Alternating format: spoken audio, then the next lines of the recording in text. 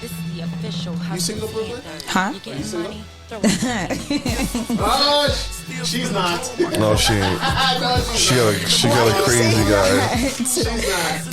Cause I giggled. Or is it situation shit? No, she's like, He fucked up. That's all I know. He fucked up. I can see by the smile. It's complicated. He fucked up. It's complicated. No, he fucked up. He's messaging her every other night. I need you. I need you. It's complicated. All caps. I need you. Boy, oh boy. All caps. You know them ones. All caps. I need you. Question like that, and they're like, huh? Yeah. They're trying to get it together. Yeah. It's okay. Yo, this is Go Crazy remix. Young Jeezy or Jeezy now and Jay-Z. 2006 was a fire year, dude. Yes, it was. All right, I'm gonna take this out. I was 16 in 2006. Okay, sir, go ahead. All right, it's all good. Welcome to another episode. Steady Mobbin Podcast, episode 5. Fuck you. 513. We have a special, and I must say, an aesthetically pleasing guest. She is a community activist, a content creator, a show promoter, and a beautiful black woman. Make some noise for Brooklyn! Yes, honey. What's going on? Man? I'm good. What's up? Good. It's about time you guys had me on this show, baby. You know It took me a while. I'm a douchebag. Yeah, it took the boss man a while to get you here, but it is great. You gotta stop here. doing that, bro. I'm not the boss man. What do you mean? I'm with you. Well, you need to give me an increase in pay because right now I feel like a worker. Oh lordy. Oh lordy. So, boss man, pay me more. Okay. Okay. And I must say, I love the boots. Thank you, baby. Oh my Although, God. What is ladies, that, lavender? yeah, no fuchsia. Some You know, but fuchsia. so you're one of the R&B clubs, right? Is that what's happening? Say it again. Are you going to the R&B clubs? Why? It's an inside joke. Okay, so Apple. Oh my God. Big Apple. You know Big Apple? What did you say? Oh my God. No. You didn't see our clips. See, this is how we know you don't watch our clips. So Big Apple was like licking out on all those shoes, and he's saying if you wear all those shoes, you got to go to the R&B club. Oh, so I guess that's what my boss is making reference God. to. Yo, the man called me boss again. Okay. That's wild. Anyways, it is so awesome to have you here. How you doing? I'm great. I'm really good. What have you been up to besides stirring up beef on Instagram? Well, not beef, but just Stirring it up. Stir it up. I've been doing a lot of work, like you said, I'm a community activist, so I've been working hard in the south side of Jane with the youth out there, trying to get them right on the right path. So that's what I've been doing, working with Destiny as well. Shout out Destiny. Yeah, shout out my bestie. I'm Destiny. so sorry for the geographically. Jane and Finch. Oh, okay. For those who don't know, Jane and Finch. Yeah. I'm part of That's considered south side of Jane? Yeah, I'm actually in charge of the south. I used to live in the lane, which is people consider bottom Driftwood. It's top Driftwood, bottom Driftwood. So I lived at 42 Driftwood. But that's the lane across from Connections. So big up the south side of Jane. Let's touch on the activism a little bit. What sparked that? What got you into activism? To be quite honest with you, in 2009 they killed my ex, Kamal Hercules. Rest in peace to Kamal. That right there changed my life. But in 2013, August 23rd, when they killed my 16-year-old cousin, that's when I really, I was involved in my community working with the youth, but that's when I really put like a chokehold on it and said, yo, at the end of the day, like, when it hit home, like that hit home. So I was like, I got to make a change. And in order for me to do that, I got to, work with the youth and try to provide them with better opportunities so that they won't have to resort to gun violence. Yeah. Wow. What do you think are maybe some of the reasons, gun violence are so prevalent in the inner cities? Do you feel like it's just a lack of opportunity or lack of funds, or? To be honest, there's a lack of resources, a lack of funding, a lack of a lack of them not listening to what the youth actually want. A lot of times what happens is they throw money in the hoods, aka the priority neighborhoods, when shit hits the fan. Like when a body drops is when you guys want to give us money provide us with. And where does the money go? To programs that the youth don't show up to, because it's programs that they don't want. So they'll look at the youth and say, okay, I think you guys need a mentorship program. At the end of the day, we have a bunch of mentorship programs, but how about trades? Why aren't you providing them with trades or better opportunities and things of that nature? A lot of these youth actually want to inspire to do greater things. Like, for instance, a couple of my youth, when I went to the South Side, I was talking to some of the OGs out there and some of the youth, and they want to actually start a security company. Things like that. You understand what I mean? Where you can hire people from the hood to actually protect. You understand what I mean? So they're actually thinking outside of the box, and instead of, picking up a gun, they're actually saying, you know what? How about we capitalize off of certain things? You feel me? So it's like, you guys protect your hood anyway, so might as well you get paid to do it. So my job is to help them get the proper funding so that they can have businesses like that. Growing up, did you encounter like crackheads in the hood? Of course, it's Jane and Finch, bro. There are crackheads everywhere, eh? Bro. And in Brooklyn too, so it's like just like, you know what I mean. So it's like, so that's the problem. They put people who have addictions, and it's well documented that these people have the addictions, and they put them to neighborhoods with families. You expect somebody's not going to be selling crack at some point? Facts. You know what I mean? Like it's wild. So who would you go to get funding? Like, what would be, I guess, a first step to getting some funding for a program or something of that nature? Like, well, to be honest, there's a whole lot of funding that a lot of people don't know about. I would suggest that you guys go online and check out like the city of Toronto, things of that nature. There's a lot of opportunities that people don't know about, right? And there's a lot of funding that you don't have to pay back. So a lot of people think when you apply for grants, you apply for funding, sometimes people look at it like, yo, if they give me 10 grand, I'm going to have to make that money back. No. And half of the time, that's not the case. It's called a grant for a reason. You get what I mean? But a lot of, like I said, a lot of people are not educated on that level to know that. So that's where I come in, where I work for Towards Peace, which is an organization that helps the youth and provides them with better opportunities by changing the narrative in Jane and Finch. That's the whole purpose of it, right? So people like me, we come together with like other organizations like YACE, and we actually help provide them with, we'll link them with certain people that will sit them down, do grant writing, help them, all that type of stuff. So that's the difference between us and other people. So we actually are helping them with going to the right funders, applying for the right grants, so that you're not wasting your time. Let's get Brooklyn applause real quick, Absolutely. For real. Do you feel like being an activist is a thankless job? Because it seems like, I'm sure you put in many hours of work, and I don't know, when you go on social media, it just seems like there's no change. It's the same old shit. Black people dying, gun violence. It's just a continuous cycle of the same old shit. Do you feel like there are days where you just feel like, man, I don't know if I could keep doing this? That's a great question, by the way. Yeah. No. There's not a day that goes by that I think like that. Because if I do, it's not genuine. That means I'm doing it for the bag.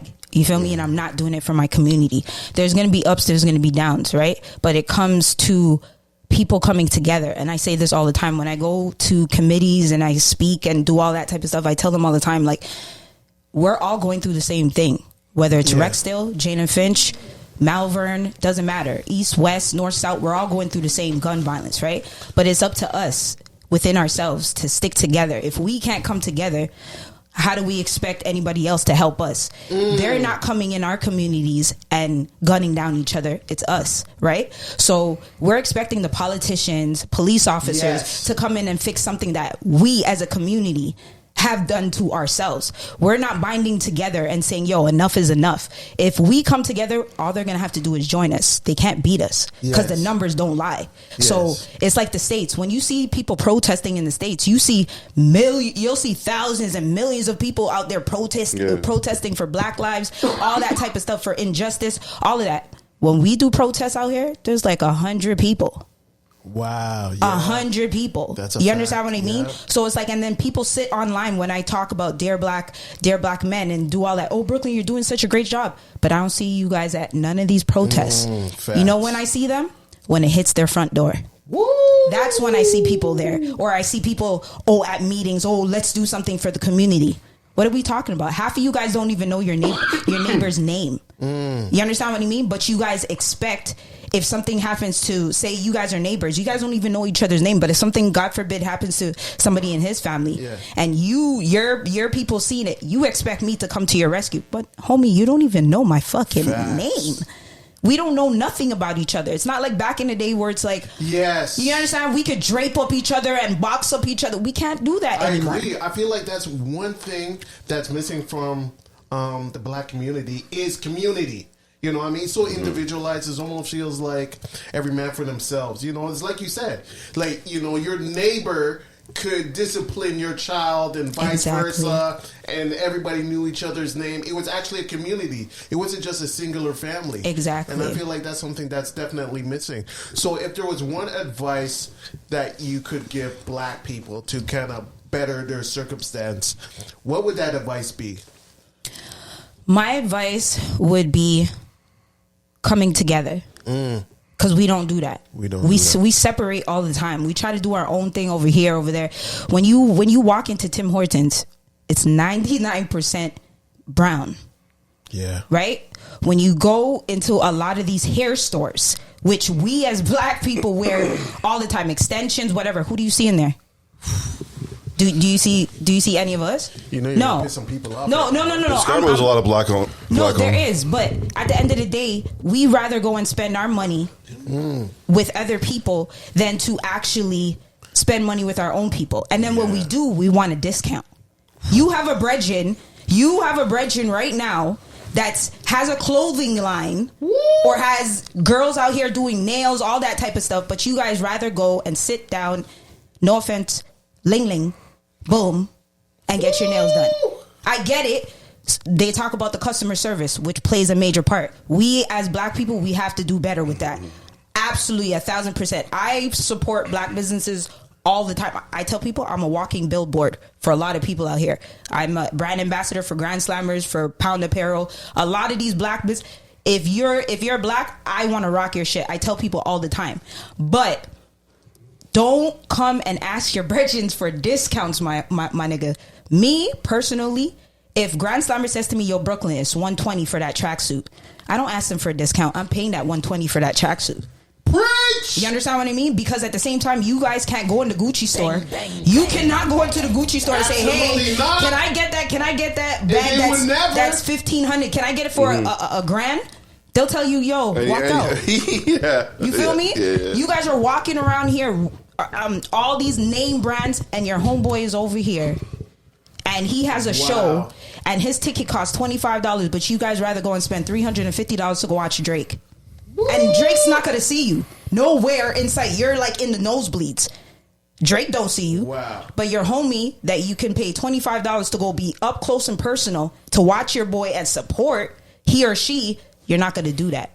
Wow. So that's what I'm saying. We never come together, and then we sit there and we wonder why people treat us the way that they treat us. Because look at how we treat each other. That makes no sense. How do we expect people to treat us better when we treat each other like shit? Yeah. Get it together, bro. Now. Wow and wow. I want to folks, go ahead. I wanted to move away from the activism, because I understand it's a really passionate thing about you, but I also wanted to talk about more about your online persona. Is it a persona? It's you. It's me. It's you in real life. But it's online. Okay, so online in real life is just like it's like this now.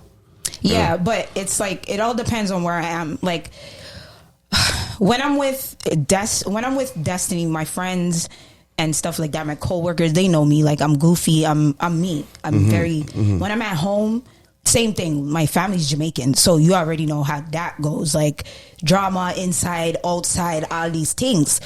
So we do so many. I go over the place. Do you eat out all the time? Jamaican food all the time?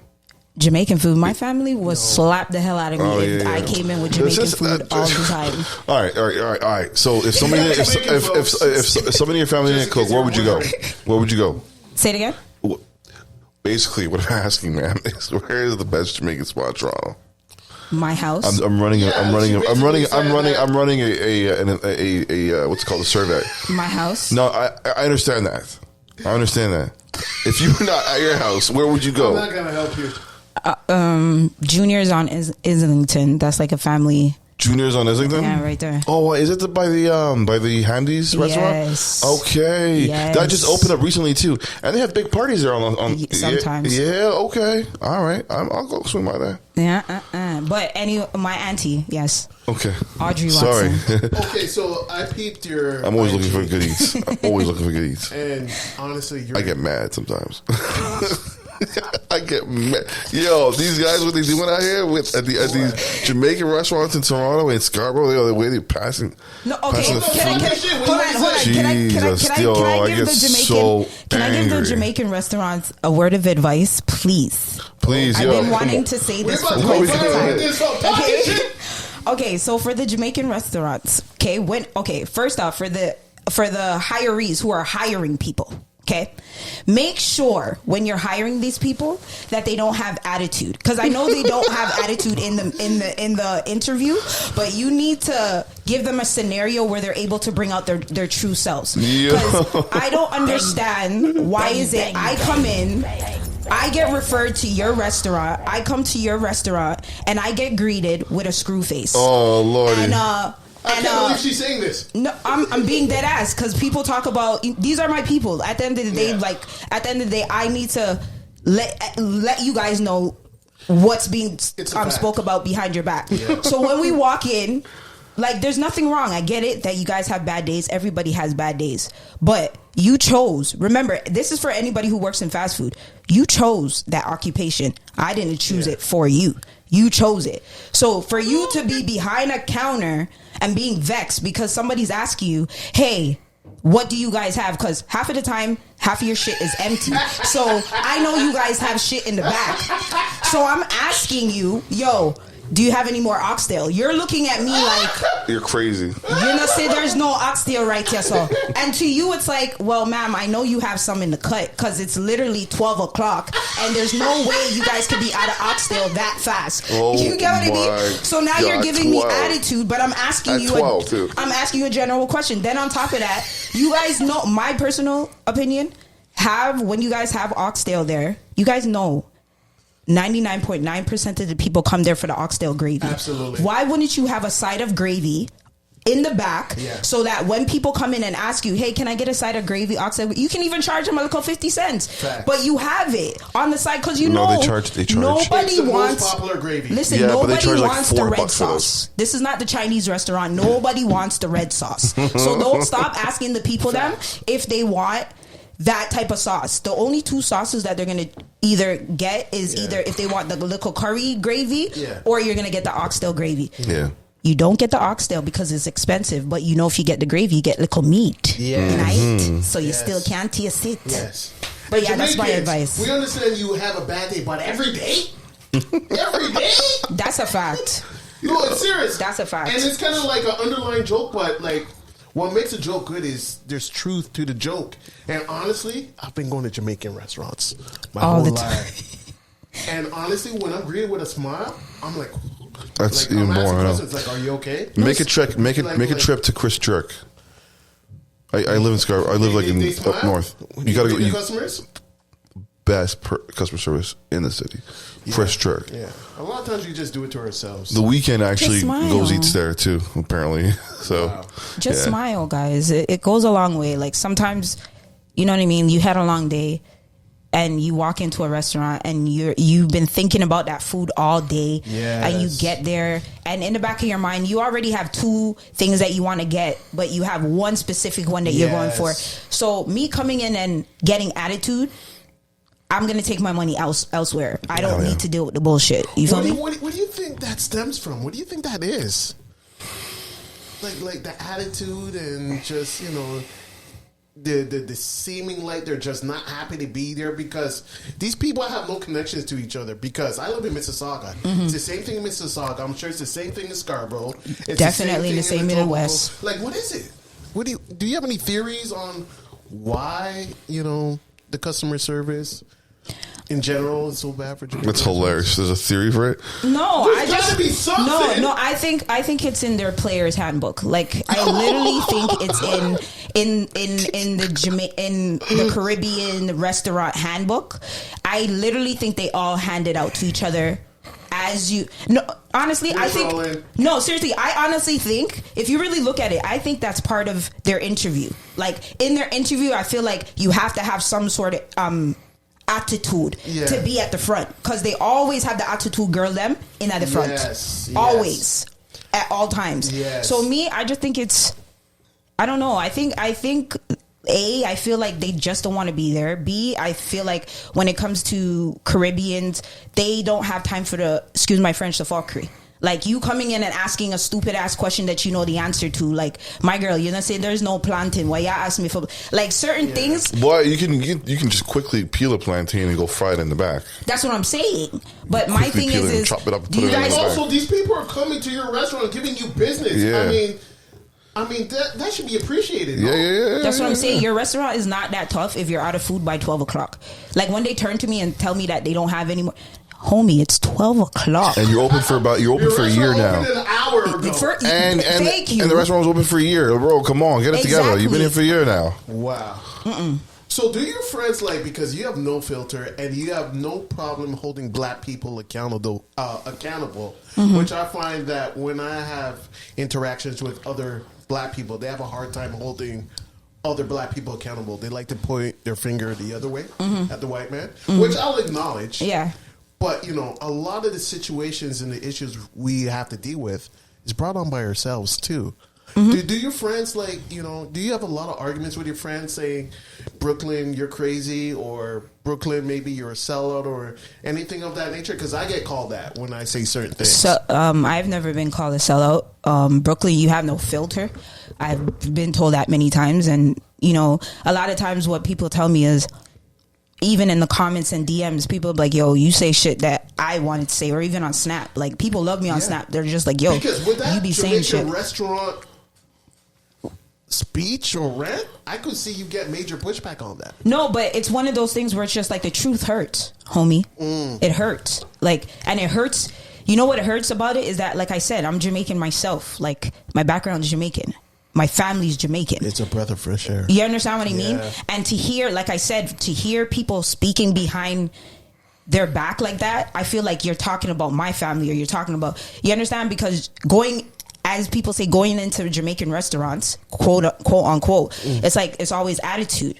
You understand what I mean? But it's like, realistically, I've experienced it myself, so I have a right to talk about it, because I've experienced it a million. This is my opinion. Maybe you went into a restaurant and it wasn't the same way for you, but 9 out of 10 times, if you look on TikTok, if you look on Instagram, people are constantly talking about the customer service, not only in restaurants but in general for black businesses. So whether it's hair, I see girls talking about girls with the hair, with the nails, with the clothes, with everything. So why would you cancel me when at the end of the day, all I'm doing is educating you so you could do better? Because I want to see all of us win. So if your customer service sucks, I'm here to help you with that customer service, to tell you as a customer, yo, do better.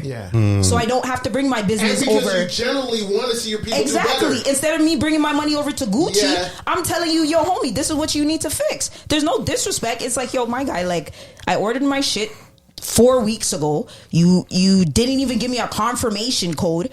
Then on top of that, you didn't have a problem taking my bread, but now it's time for you to deliver my shit. You're giving me the runaround. How many times have many people had to deal with that?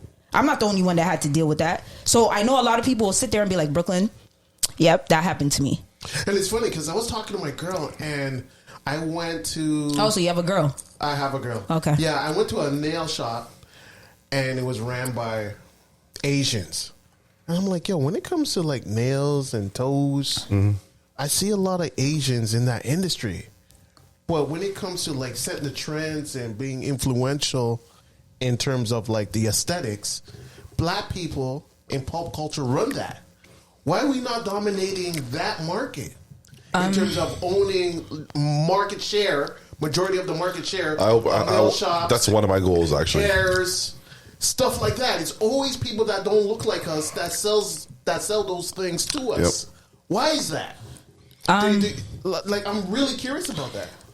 That's one of my goals, actually. One of my lifetime goals is opening up a nail salon. Right, when it comes to buying wigs, I don't know. That'd be, I thought about that many times because I have a lot, like I said, I deal with a lot of black businesses, right? So for instance, I got, when it comes to nails, Nails on Point, which is crazy. The young black entrepreneur in the game. She's dope, Shan. And then there's Drip Lex, which she's nail drip Lex. And they're killing it they're killing it on IG. You understand? They're killing it. When I mean they're young, upcoming. You understand? Nice. And they're coming to your crib and doing. No, I go to them. And if you need, they're mobile. You understand what I mean? Cool. But at the same time, I looked at it like I wanted to open up like a one-stop shop where you can come, because I have my lash tech, which is Lash by Tani.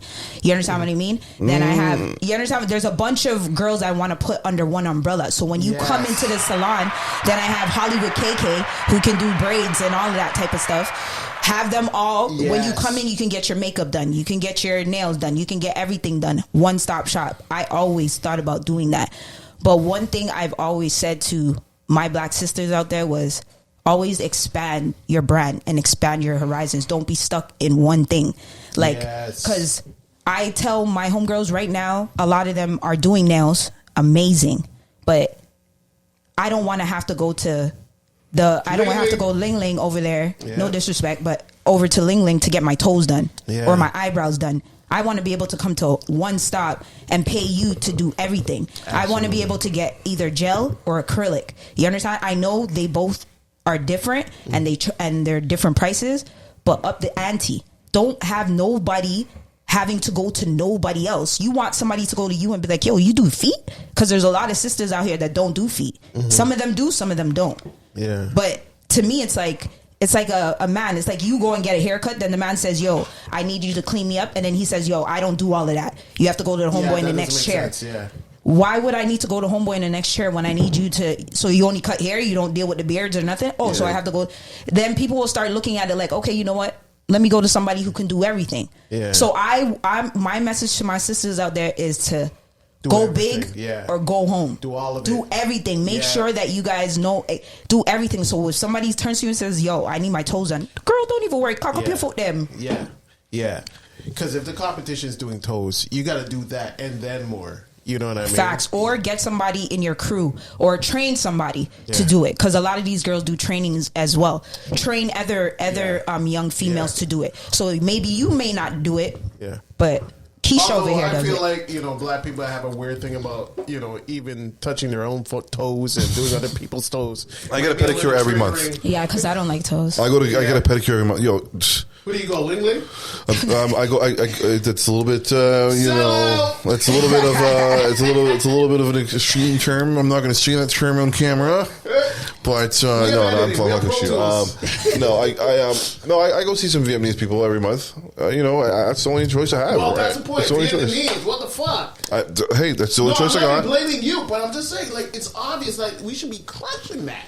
Yeah, for sure. I go there every month because I hate the feeling of when your feet is so dry and like you're under the covers and all you hear is like. No, they do great work. They do great work. All you hear is. Oh my god! How crusty are your feet for you to hear? All of that? So for 2 years, so I've been going every month for the last 2 years. Ooh. And before then, it was just disgusting. It was like all you hear is. And so I go there every month, and I put shea butter. I pay shea butter. I put shea butter on my feet every day. Okay. When I jump out the shower, and it's. I don't think it's anything but straight. You know what I mean? It's like I take care of my feet. Bro, it's number one. The one thing I gotta do. How about your? Do you get a? No, I don't feel the need to. I cut them regularly. I don't feel the need to. But the feet I'll do. No, you need to go to Nail Drip Blacks. Yeah, but I don't want gel. I don't want gel. You don't have to do gel. They'll get the cuticles. They'll do all of that. Make sure you look good, sweetheart. The cuticles and all that. Okay. Yes, because that plays a major part as well. Look like they need some shea butter. What are you talking about? Oh yeah. What is you talking about? No, yeah, just okay, just sure. Right drywall. Just a bit. Dead. just a bit. But you frying? No, I cannot with y'all. I love you, brother. So I was watching your IG, and you were talking about, what were you talking about? You were talking about people that you have poured yourself into, but don't reciprocate. I'm gonna get a little shade roomish. Were you speaking about someone? I'm a little tipsy, guys. Specifically. What was the catalyst? What was the catalyst for that? Right? Pacific Ocean. Like 4 or 5 clips. Pacific Ocean. To be honest, I wasn't specifically talking to one person. She said specifically. I was specifically. We're gonna say specifically. Specifically, I wasn't speaking to one person. I was just speaking in general. It was just one thing after the other, after the other, after the other. And to me, it's like people turn around and one thing I like to do is give people their flowers while they're here. That's one thing I love to do, right? So my thing is everybody goes through shit in life. Yeah. Traumatic, great, bad, ugly. Everybody goes through something, right? But when you sit on one side of the spectrum and point fingers and say, oh, you don't call me, you don't check up on me, you don't hit me up, you don't do this, you don't do that. But when you needed me in your worst times, I was there. Facts. There was 10 times you had an incident and I was there for at least 8 or 9 of them. And I wasn't there for one. And you want to look at me and get mad at what I'm doing. Yeah. But when I have shows or when I'm doing something or when I put things on Instagram, you don't repost, you don't like, you don't share, you don't do anything. You don't show up to any of my events that I'm hosting. You don't do anything like that. When I went through my tragic experience with my family and shit like that, you weren't there. They weren't there for that. Absolutely not. And it's not just, it was many people, you feel me? And it opened up my eyes a lot because it was like, this wasn't nobody in my family. And this was recently, like a year ago. So to me, it's like, when it comes, everybody knows me. When it comes to my family, I'm very family oriented. When it comes to my cousins, I don't consider them my cousins. I consider them my brothers and my little sisters. You feel me? So when he passed away, when my little cousin Tage passed away, we lived together in the same house. So this was somebody I seen every day. Half of those videos that you guys seen on my other account that was hacked, he was the man that was behind the camera. When I did my first freestyle, you got your account hacked? Yeah, when I did my first freestyle, the Brooklyn challenge, yes, and stuff that went viral with that one. He's the one that was behind the camera that did all of that and was doing the ad libs and doing all that. So when I lost him, I was devastated because I lost it. Like I said, I lost his brother in 2013. Then we lost him, and then he only has one brother left. So to me, it was like, it's so devastating. That situation was so devastating. I thought certain people would have been there, but they weren't. So I looked at it like, yo, I woke up that morning and I was like, yo, fuck that. Yeah. I said, fuck everybody. So let me ask you a question. Okay, so how do you navigate that? Do you cut them off? Like, because I would feel like that would be a no-brainer, right? Anybody that knows you, knowing that you lost your cousin, it would be automatic for them to reach out. Yeah. How do you deal with it when they don't reach out? Do you cut them off? Do you call them out on it? Do you make individual calls? Like how do you navigate that whole situation? Me, people that know me, anybody that knows me, I'm a Taurus. Right, I'm very stubborn. May 17th. April Taurus or May 11. May 11. My daughter is May 12th. Hey, boop, boop, boop. We're all stubborn too. Yes. So with me, it's like I isolate myself. I rather deal with shit myself and then deal with the outside noise after. I won't call you. I won't message you. I won't do anything. But when I see you, I act like everything's cool. I don't hold grudges because I feel like you could be here today, gone tomorrow. I don't have time for that. So whatever happened today. I see it for what it is, and I treat you accordingly. Hold on a second. It's just like a dude. Hold on, Brooklyn. I'm gonna have to offer some pushback, right? Because you did make a post about it, speaking in general, and I'm sure those same people that you consciously were thinking about, even though you didn't say any names, called you and asked, were you talking about me? And the person that you were thinking about calling you and then asking you, did you say, yes, I was talking about you? I'm not gonna lie to you. There were a couple people that asked me if I was talking to them, but the ones that did call me, I wasn't talking about them. Okay. There was situations that we had, but we already got over that. So when I went on that rant, I made it very clear when they called me, I wasn't talking about you. You understand? People know me. If I was talking about you, I would have called your name. Yo, so-and-so, this, that, second, and third. Because at the end of the day, what are you really going to do? Like, this is how I feel. This is my opinion. Like, what are you going to do? Fight everybody that has an opinion? It's true. You feel me? So... But I'm sure a couple of the people that you were thinking about did call you. Nobody, the ones that I was talking about, they never called me, they never texted me, they never did nothing. They watch my stories though. Yeah, because it shows up. I see it. So I know that you've seen it. And that's fucking annoying too. Absolutely. Because you see their views all the time in the stories, but they don't share it, they don't comment, they don't like it. No. There's no sort of support. No, and then they see me on the road and you know what I get? Oh, Brooklyn, I see you doing your thing. You don't follow me. I don't see you reposting none of my shit. Some of those people off. You get what I mean? Like to me, it's like it doesn't take much to repost somebody's shit. It doesn't take much for you to leave a comment. Nothing. Right? It takes absolutely nothing. But if a celebrity posted something, you gonna repost that shit in no time. About it, girl. Time. Let's take a shot for each other. Let's go take a shot. Okay. For all the haters and all the. Do I have to take a shot? Pardon? Do I have to take a shot? You don't have to. Can you pour that one for me? Yes, absolutely. Yeah, go ahead, big man. I like the pink though. That's my favorite color. Thank you. I saw the shoes and I'm like, man, let me try that thing still. You know what I mean?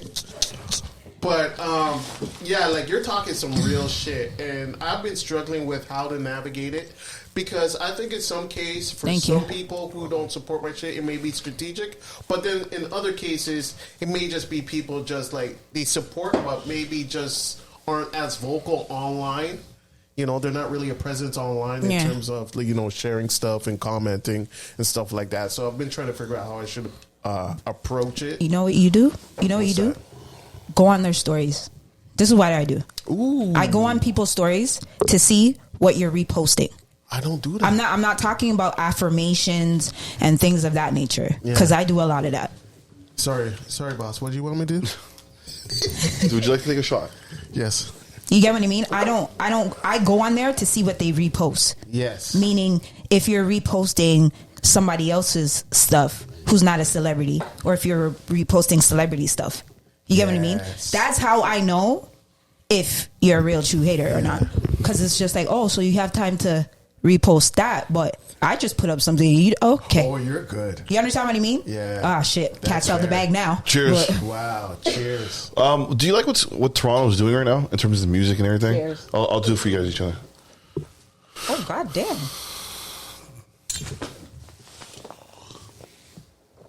Is this a crown? It is a crown. Oh, it's just. Do you like what Toronto's doing right now? In regards to what? The culture, because I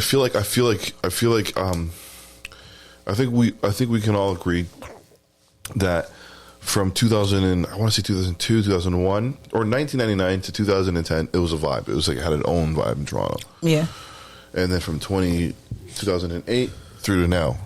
I think she wants to know, like, are you talking musically? Or? Oh, it's musically. It's definitely musically. Sorry. And culture too. Yeah. And like, do you feel like Toronto has changed? Because I moved here in Toronto in 2006. I grew up in Ottawa, Poor thing. My bad. Shout out Belly. All the big names came out of Ottawa. But the change has been so rapid in the city. You can taste it. How do you feel it's changing for the good or for the worse? All right, here we go. It's 50-50 for me. It all depends on what we talk about here, because... Okay, let's start here. When it comes to... okay, let's focus... Obviously, we're focusing on rap. Mm-hmm. Canadian rap. Yeah. Or R&B. Let's focus on the female side of things. Uh-oh. Musically. Why? Why female? Because she is a female. No, okay then.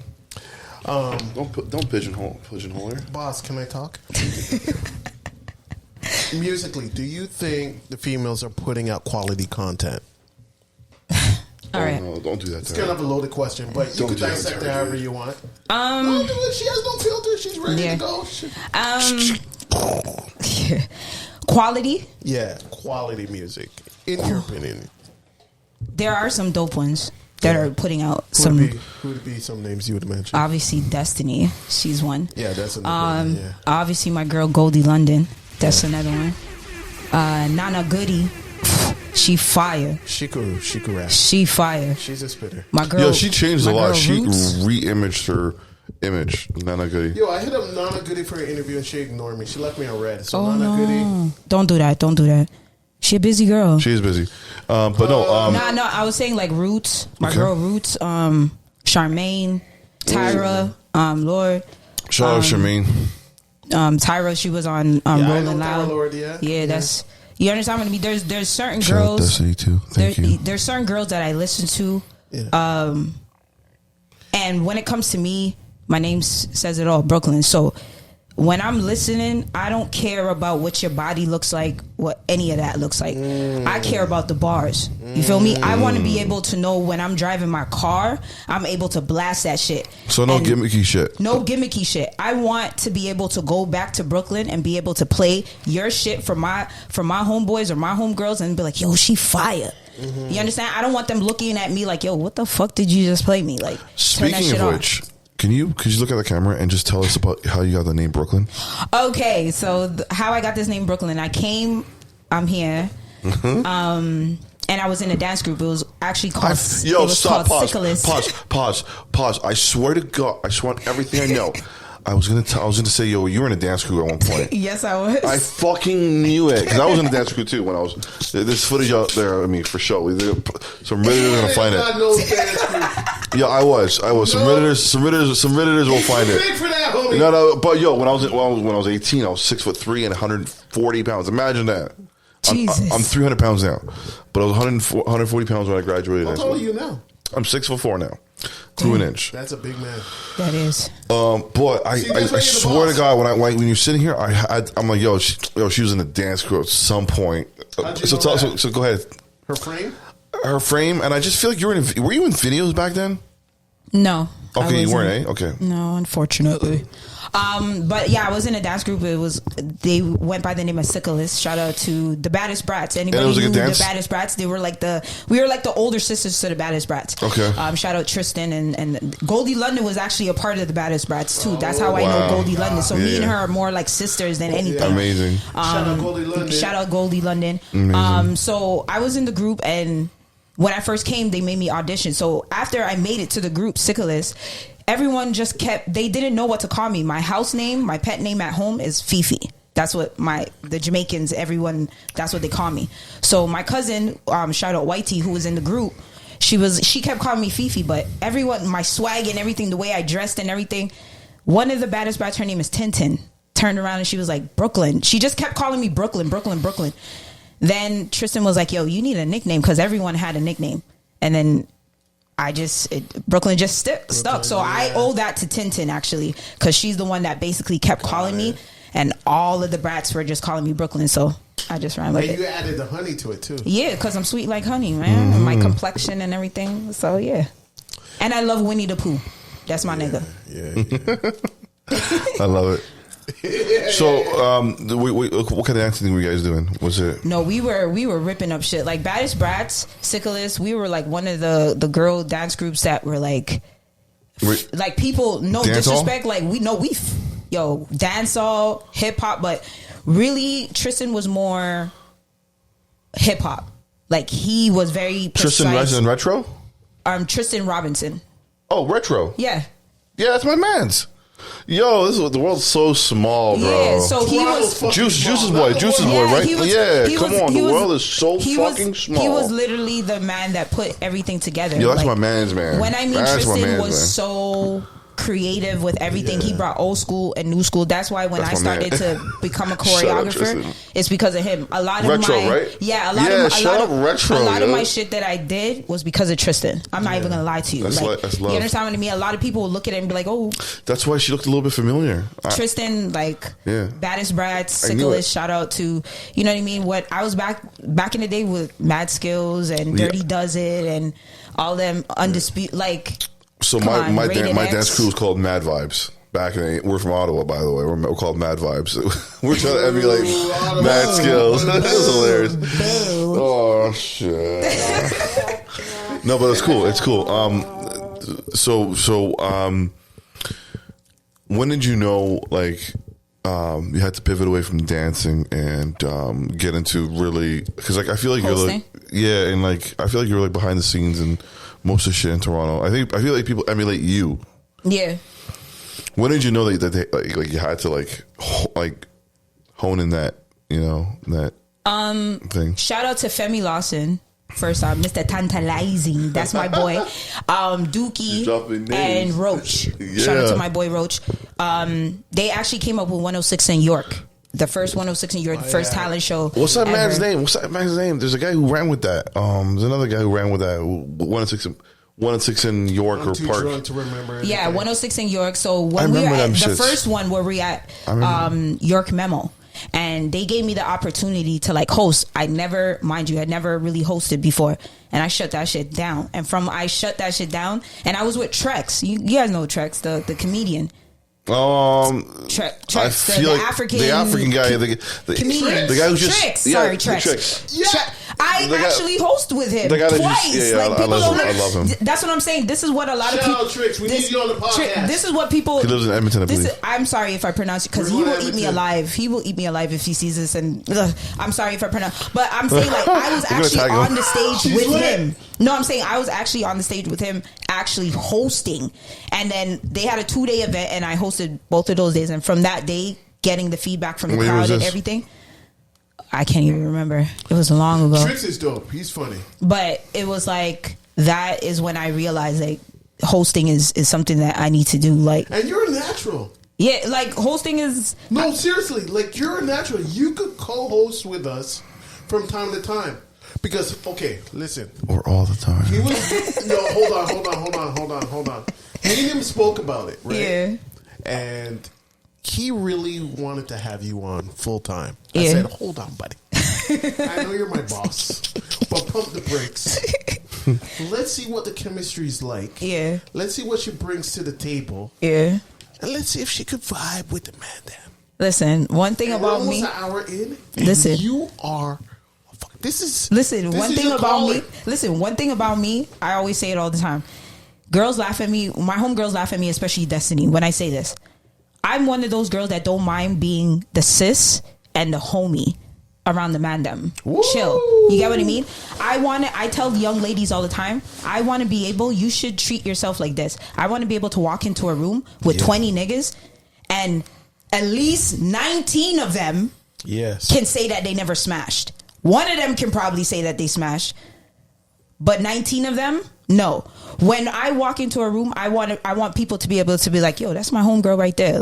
You know what I mean? That's the vibe that I give and I've always grew up around men in my family. Whoever smashed, you're the man. Stop that. You get what I mean? No. Listen, it takes a lot to smash over here. I'll tell you that much. Let me talk. Nah, I'll tell you that much. It takes a lot to smash. Outside and in. It takes a lot to smash. Sorry. May we. Okay. So I want you to get on your reporter thing right now, real quick. If you look at the camera and tell us about this. Let's not make it cheesy. This is a serious topic right here. Okay. What happened to the shorty in Los Campos? Okay. And her name. Give us her name and everything. Quilla. Her name is Shanquilla Robinson. She was actually in Cabo with some of her so-called friends, and they basically killed her. They broke her neck. she had a spinal cord injury. They also lied to the family and told the family that she died from alcohol poisoning and intoxication. Yeah. When at the end of the day, that's not what the truth was. When the autopsy came back, it showed that she had a broken neck and her spinal cord was fractured. When did this happen? I believe it was a couple of weeks ago. Yeah. From what I know. Don't quote me on that. But one thing, I spoke about that on my Instagram, actually. Yeah. And I said, at the end of the day, the word friend, a lot of people use that very loosely. Because as a friend, you would never do that. You understand what I mean? You would never leave me in another country and then turn to my family and lie to my family blatantly and tell them that I died from intoxication or from alcohol poisoning. You keep it a buck and say, listen, a fight ensued. A fight happened. This is what happened. She got dropped. Because technically, in the video, it shows that she got body slammed on her neck. Yeah. You get what I mean? Not just once, like multiple times. You get what I mean? And then there's a big blood clot, excuse my French, big blood clot, hot-staring man behind the camera. As a man, you're standing there telling the girl to fight back. First off, she's naked. Mm-hmm. Secondly, you can also hear the young lady. I was so embarrassed. No. I thought she was wearing like the flesh tone bra and underwear. And in the video, like, what? And in the video, she's also saying no. If you hear her, she's saying no. He's telling her to fight back. She's saying no, which means that A, she's not a fighter, or B, she wasn't about that life to do that. Or C, the girl flipped. The girl was beating her up, just flipped. Was having a bad week. And I think premeditated. I feel Brooklyn, you're right. I feel premeditated. Right. But hold on, I was reading this morning that calm down, brother. I know. I was reading this morning. I was reading this morning that that her father said she literally took money out of her savings. Brooklyn, to pay for the flight. They murdered her within all of them. She paid for all of them to come through. Okay. Of her getting to her destination. But are you hearing me? Are you hearing me, brother? No, she paid for all of them to come through. Let me talk. She was murdered within 24 hours. So this young 25-year-old, who I understand to be getting money, she was getting money too. She paid for all of them. Was excited. And she paid for a trip that she was excited about, only to meet her death within 24 hours of getting to her destination. Facts. There's a video of her looking for her friends. Meanwhile, they're in a different room plotting to beat this girl. They probably didn't think they were going to kill her, but that's ultimately what they did. So my question is why? Don't cut me off, man. Let me talk. No, but my question is, let's get some Let me talk. Why? Let me talk. What's the motivation of taking a trip with a person you don't like? That doesn't even matter. That's so bizarre to me. It doesn't even matter. That's so bizarre to me. Even at 25, I was such a hermit. Young woman doing her thing with the rest of her life in front of her, doing her goddamn thing, excited to live her life. In the next room, a group of women and men were plotting. She paid for all of them. Like I said, they weren't her friends. But hold on. This girl must have. They did some magic on her. All of them need to go to jail. Yeah, for sure. That's the way that I feel. All of them have to be. For sure. All of them need to go to jail. Forever. All of them. Put them in the prison walls. All of them. Fuck that. And people say, "Yo, I don't wish death on my worst enemy." I'm the person that will wish death. I wish death on rapists, child molesters. Thank you, Brooklyn. You're welcome. And people like that. Yeah. Imagine going on a trip with a bunch of your friends that you pay for. Like you have to emphasize this. My brother, emphasize this. You're going on a trip with your friends, paying for all of them. They should be all your. They should be. If I pay for everybody on a flight or trip, I should know everybody's mindset. Eliminate the money. Okay, I need to figure out. Okay. Because this is new information to me. I did not know. I was reading this morning. I did not know that she paid for everybody. I was reading for this morning. So my question is, because when you're doing a trip, usually it's like 5-7 days, right? Mm-hmm. When did they fly back? Because you guys could have never been sleeping in the same room with the dead body. So when did they fly back and how? Because if you usually try to change your flight. Right? Usually, and it's a bunch of them. You pay $400. You're paying like $400. I'm saying if she paid for the flight for you guys to get there, which means it's probably on her credit card, how did you guys get home? So that's a good question. You know what? you made a good point to change it. She wasn't even there a day before they killed her. That's what I'm saying. So did they say the rest? You know what? So what probably happened? I haven't gone that far because I'm still fucked up about the 24 hours. Yeah. Because usually on a minimum, people would stay wherever for a week. Yeah. So most likely they probably fucking partied on those on their consciences. Yo, for 6 weeks or for 6 days rather. With her in the room. No. With her in the autopsy room in the Mexican. Oh yes, because they did come and get her body. Yeah, because they said that she died. All of them stuck with the story. Oh, she died from alcohol poisoning. They probably partied for like 6 days. There was one dude that basically said, I wasn't there. He said he came the day after the situation. Well, you know what? The flights will determine. They will be able to figure that out. There is a lot of paper trail. So even if he did come after that, I would weed him out. So at the end of the day, he had nothing to do with it. But at the same time, I know they told you the story. And I know you as a smart black man would know better. Like you're sitting here on Instagram telling people, oh, this, that. No, at the end of the day. Oh, so you found the guy's page? No. I seen on TikTok that he was on there basically venting and basically saying to people, will say this. I wasn't there. Fuck their life. The guy who was holding the camera. Fuck your life. Fuck all of them. I hope you guys die painfully. I swear to fucking God. And I mean that from the bottom of my heart. Straight up. That's a tourist in him right now. I have a little girl, and I have nieces. I know. That's a fact. So scary. Who wants to travel? So scary. No. Your uncle, I could vet your friends 10 times over, and they're going to just tell me shit that I want to hear. You're not traveling with anybody outside of family. Fuck that. See, one thing about me is, last year I was supposed to go. This year I went for May 24. I went to Atlanta. A bunch of my friends were supposed to go, but a lot of things happened. I went by myself, and I had the greatest time ever. A lot of times when I'm going on trips and shit like that, I only invite people that I know been down with me since day one. Like, you understand what I mean? I don't go anywhere with anybody. Like, I don't consider everybody to be my friend. I may say, yo, you're the sis, you're this, you're that, second and third. But to a certain degree, I don't trust everybody. I have trust issues within myself. You understand what I mean? So to go on a trip with you and be in the same room or the same setting for 5 to 7 days, my nigga, you're family. You ain't my friend. You my family. If I go on vacation right now, I'm going on vacation with Destiny and a couple of my other homegirls. You understand what I mean? Because they're family. I don't consider them my friend. They're my family. A lot of people tend to, like I said, take that word friend and take it to a different level. Because you guys meet each other or whatever, or we're kicking it, you have to understand that you got introduced to him because of me. That's not your real friend. I'm your real friend. So what happens is a lot of times girls go on trips and they bring a third party that was introduced through a next person. Oh, so technically, that girl that probably body slammed her was probably not even her real true friend. Was probably somebody that got invited by somebody else. And this is why I tell my homegirls. And this is why I tell my homegirls all the time. You see me when I go places. D always gives me the rundown as into who's coming. Because she knows how I am. Like, I don't like too much faces, unfamiliar faces. And I don't like too much, oh, this is my friend. I ask D all the time, yo, D, who's this? She'll be like, bro, just relax. No, I need to know who the fuck is around us. Not even just me, around you. Because at the end of the day, a lot of people are opportunists. That girl was making a bag. She was making bags. Yeah. So they looked at it like... What did she do officially? She owned a boutique.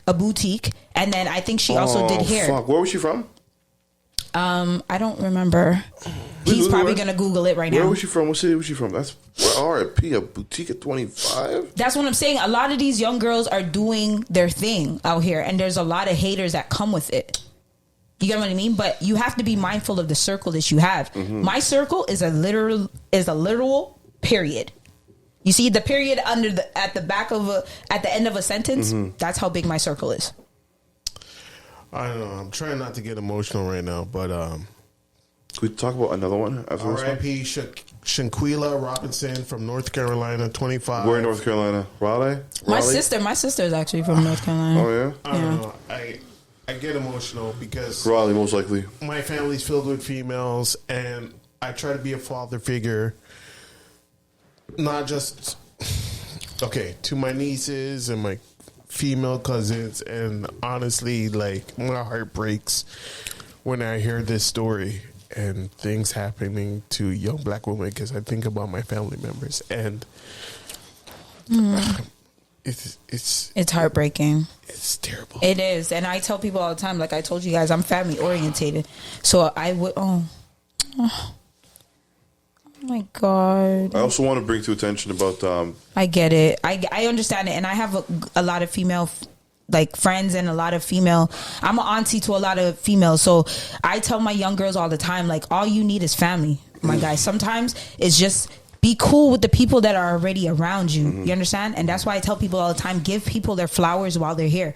Don't wait until people just calling somebody and saying, yo, how you doing today? I love you. I do it all the time. You understand? Just randomly. I do it all the time. Even now, I send out like affirmations to the man them and to the gal them, and sometimes she sent one to me the other day too. Oh my Lord! You get what I mean? Like I randomly, like you'll come into my mind. Like even the dude asked me the other day. He was like, "Yo," he literally called me on the phone and was like, "Yo, Brooklyn, did you just send that to me, or did you send it to everybody else?" And I told him, I said, "There'll be times that you'll pop up in my head and I'll send you an affirmation, or I'll just send you some words of encouragement by yourself. But then there's times where I'll wake up in the morning and I'll say, you know what, the madam need this. And I'll send it to a bunch of men that I know. You understand? And then women, I'll do the same thing. Because at the end of the day, things like that, you need that word of encouragement to let people know that. People need to understand life is fleeting. Like, we are all going to die. Yeah. You know what I mean? So it's like what you said. You don't want to wait till after someone's gone before you show that you appreciate them. Yeah. Do it now. Why wait? You know, why play this game of just, you know, giving people their flowers when they're gone? I also want to talk about Shukri Holden, or Holden Shukri. Or what was his name? Holden... The one that passed away in the club? Yeah, Regina. You want to... you know about the story. Oh, bro. Another sister gone. Please, like, let's bring it out. Like we should run it quickly, and it's close to home. It's Canadian, and the fact that the girl is like, yeah, let's do that.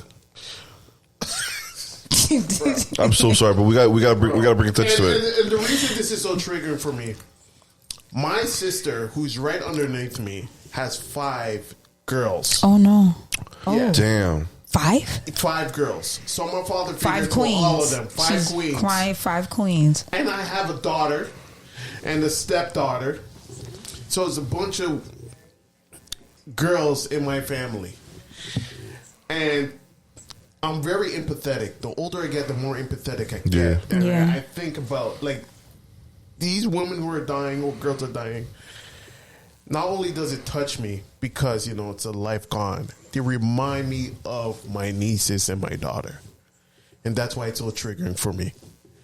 And when I hear about these situations, I try to do my best to kind of warn them about the evils. But at the end of the day, things are going to happen when you least expect it. Yeah. So I try my best to, you know, even with my niece who is 20, I tell her, she works late night. She gets home maybe around 10 or 11 o'clock. That's the most scariest thing on earth. Don't have, and she takes a bus. Don't have. That's the worst thing. Jesus Christ. And at the same time, out. Always try to be aware of your surroundings. Don't just go anywhere with anybody, because they're at that age where they want to, you know, 20. You want to travel. You want to do things. You want to go with this friend. You think everybody's welcoming you with an open heart and love. And you just never know when someone's plotting on you.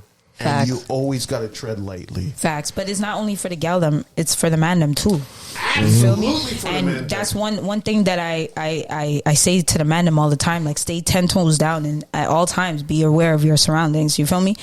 Like, a lot of people feel like it's outsiders that are your worst enemies. Nah, it's your homie that's literally sitting next to you is your worst enemy. Yeah. You understand? And that not only goes for males, but it goes for the females as well. They say it be your own people sometimes. It really be your own peoples that be setting you up. You feel me? So with the young women out here, I tell them all the time, like, you guys are appreciated, you guys are loved. Like, setting up the man them and doing the most is not the thing out here. Like, that's so scary. You know, like, honestly, my 20s, my dating times in 20, because I'm 34. My dating times in 20 was fucking scary, because you don't know if a broad is going to set you up. Okay, so it was fucking scary. That's a fact. It was fucking I tread so lightly. But yeah, go ahead, bring us in. A girl trying to get at me. I'll talk to you guys about that after. Lordy, you were talking about Ottawa women. Hodan, Hodan, # 23, died in a Saskatoon nightclub on January 5th. November 5th. November 5th, sorry. Yeah. And this is the thing too, like the social media age, everybody pulls their cameras out. Yeah. Yep. Imagine that. Like Takeoff. There's a pro and Rest in con peace, to it. Takeoff. R.I.P. Because it's evidence, but at the same time, you're witnessing someone take their final breath. You know what? I see, like, there's a negative and a positive that comes with that. Exactly. I can say from my experience, like, I seen a video of my cousin in his worst. No. Like, somebody literally, like, I went to the spot where he passed away, and somebody came to me and was like, "Yo, this video is circulating," and showed it to me. Why showing you the video? You get what I mean? And in that moment, it was like, bruh, I told that person, "Yo, move that." Like, but that forever will resonate in the back of my head. You understand what I mean? But it's like in regards to the George Floyd.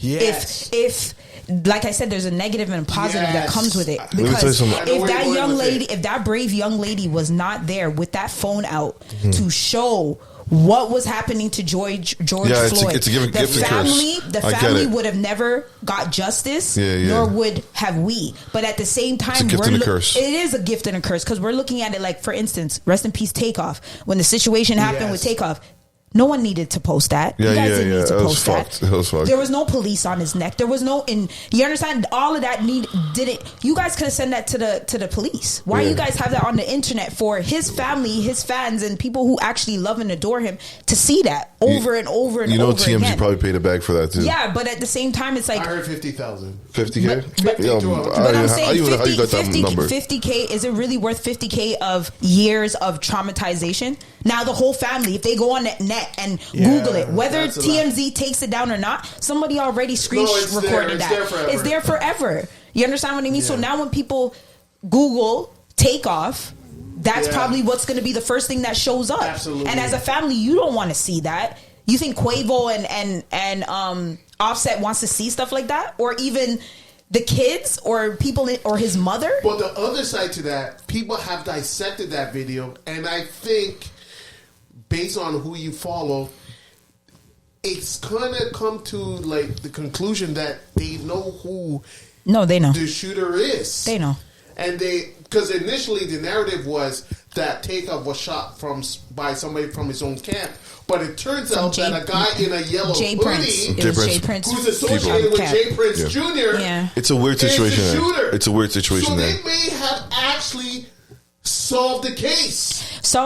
And like I said, there's a lot of speculation as into what's going on. I've been so it was an accident. It was a misfire. They say it's a misfire. That's what I'm saying. Initially, that was the case, but after further dissecting, because social media gets involved. Absolutely. They slow it down, they break it up, They're like, hold on a second. This guy in the yellow hoodie was right beside Takeoff, and he's reaching into his hoodie, the pouch part, and he pulls out something. And then in the next frame, he's running out the door, and Takeoff gets shot in the head and gets shot in the torso. If Takeoff wasn't the intended target, why is he shot twice? Oh, that's an assassination. Thank you. That's assassination. It sounds like an assassination from what they said. I don't even think, dude, from what I've read, like, I'm doing this, y'all. Do you see me doing this? From what I've read, dude is not even... You see it. He's not even present. So people it's went like, a step further, because there was a murder a month before with a guy by the name of Duke the Jeweler. Guess who was at the dice game when Duke the Jeweler was killed? Jay Prince Jr. and the guy in the yellow hoodie. But is that a coincidence? They're also saying that Jay Prince Jr. and Quavo were the one that were arguing about whatever. Because apparently Quavo was taking his money, and then they started to argue over basketball, and then it escalated from there. But my thing is if you bring it back, even the young man that assassinated, because I'm going to say assassinated, the young woman that over a basketball game, you lost to a female. I remember that. You lost to a female. Then you went home, dropped off your siblings, came back, and killed her. over a basketball game. So me personally, I tell dudes all the time, no offense to a lot of dudes out here, but a lot of you guys are more emotional than females are. Absolutely. Right now, in this era, before it used to be vice versa, where the females are so emotional. I feel like now the females, we're more sturdy than some of the men. You know the difference between the emotional expression between men and women? Women may cry. Guys go out there and shoot people. That's wild. That's the difference. Could you just give us a quick awareness about this story here, and then we can move on? Okay, so I'm reading the article. Saskatchewan Tuller. Okay, so her. So long story short, the girl who stabbed that girl, dirty Caucasian girl, and she's out. You're a dirty. I don't care. You're a dirty Caucasian girl, and I don't rate you. Fisher, 22. Is charged with manslaughter in connection with Hashi's death. She was recently released. Do you hear the word? Release. Hold on. Do you hear the word? It's on camera too. Yeah, it's on camera too. Release. On camera too. Charged with manslaughter and released on $5,000 bail. And I think out here $5,000 bail. 10%. So she didn't even have to pay the. Let it be a guy getting caught with a gun in Toronto. $50K. No. First off, let a black man. Yeah, black man. Let's keep that. No, be honest. Yeah, let's keep it a buck. Yeah, you understand what I mean? $50K. And let's keep it a buck. If it was the tables were turned and it was a black girl that did that to a Caucasian girl, 25K. 25K. 25K for bail. For bail. No, for bail. You think we're getting bail? Probably not. Exactly. We're not getting absolutely no bail. And then they showed a photo. They showed a photo of her on a bike in the trails in the forest. This girl's not like this. And she doesn't do this. Is that they were beefing over some guy. Oh my We'll God. find out.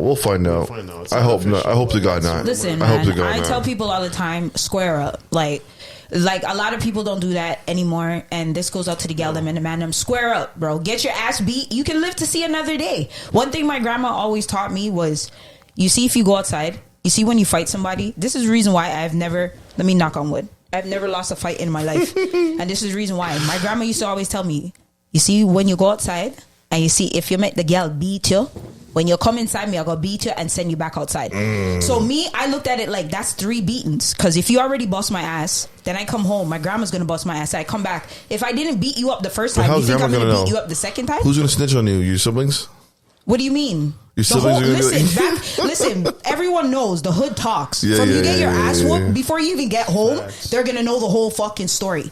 You understand what I mean? So it's like, I always looked at it like, yo, I'm going to fuck you up right now so that I don't have to come back outside. If a lot of these youths were to look at it like, yo, square up, you can see how strong people are.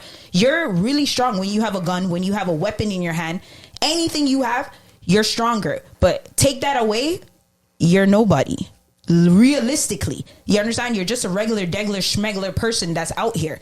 You understand what I mean? And if a lot of people looked at it that way, we would be way better off. Yeah. But it's like, yo, put the guns down and really square up with a nigga. Like, because in jail, when you guys are in jail, even though you guys have a 1-2 shank, half of the time you guys are using your fists to fight each other in there. So what are we talking about? Yeah. Usually it's afterwards, like when you're in there for a while, you'll get 1-2 shanks. But when you first get in there, you don't have nothing but your hands. Facts. So why is it now when you actually are out here and you have all the freedom in the world to do whatever, and a man has a problem, you and a man have a problem, why do you think that the first solution is to go get a gun to kill him? Because now you don't only have beef with him, you have beef with the community. And you have beef with the mandem. Yeah. You understand what I mean? So what's next for you? What's happening now? I'm actually going to be hosting a dope ass... Look into the camera and tell us. Boy, first off, why are you giving me that big sexy voice? What?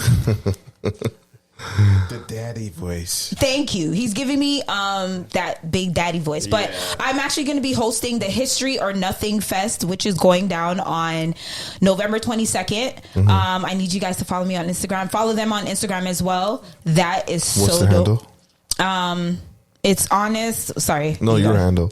Oh, my handle is Brooklyn Honey 2317. Okay.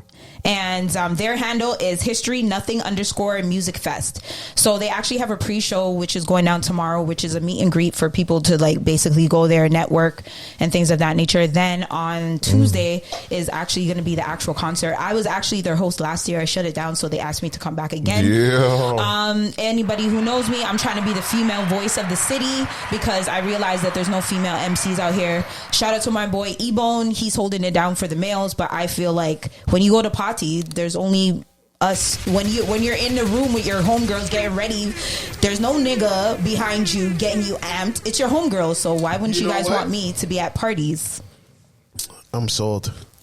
We're gonna help you be the female voice of the city. Yes, that's what I'm talking about, baby. Like, this was a great interaction. You are a freaking natural. Thank you, darling. This is your purpose. Thank you. So, and if we can help amplify your voice, we're gonna do it. I'm sold. Is there anything else you guys want to ask me? I think we're going to have to go to another interview in the future. No problem. I think our homie Stewie, who does great work, who helps, put our content together and put it out to the world.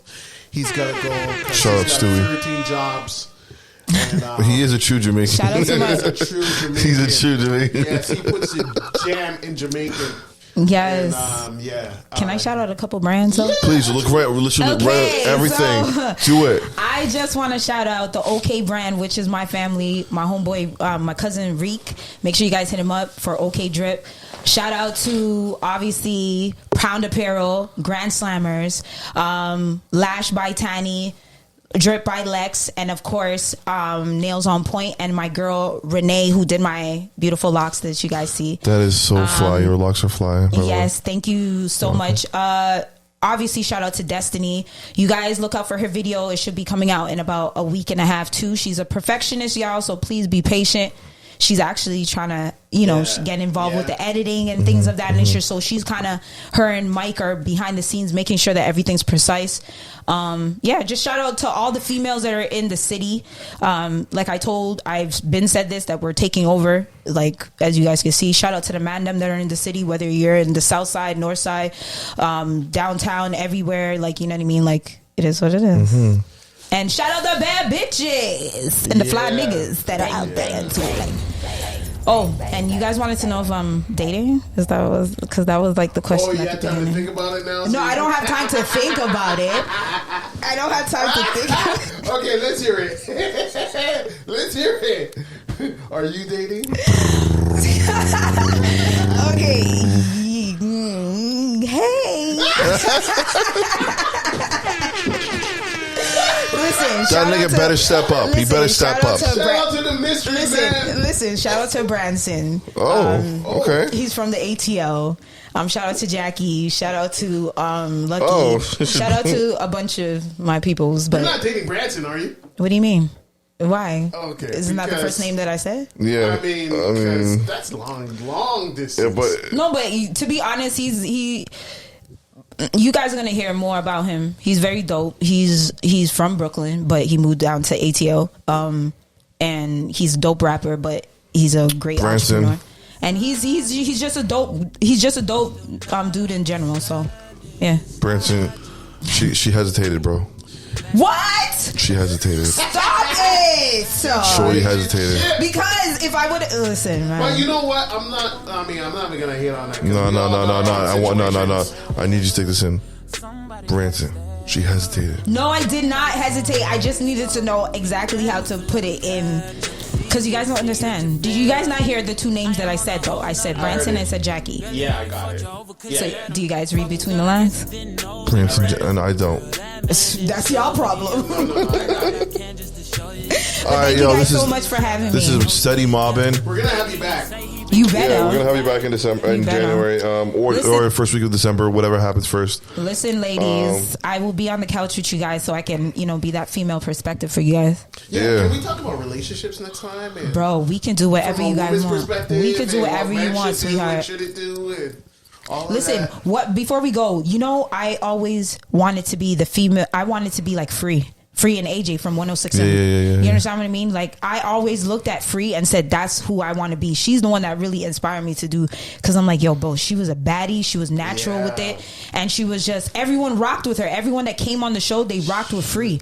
And whether she rocked the fro, whether she rocked whatever, the straight hair, she was just natural. And she had an apple. Yeah, and she let that free. A real apple. And she let that free too. A real apple. She let that free. A real apple. Hey, yo, this is Black Mob. This is Glory. This is Brooklyn, honey. Steady Mob. This is Steady Mobbin. Yes. Episode 5. It was amazing. 12 or 513? 513, 512. I don't fucking remember. 513. It's 513. It's 5 fucking 13. Yeah. And we out. Yes.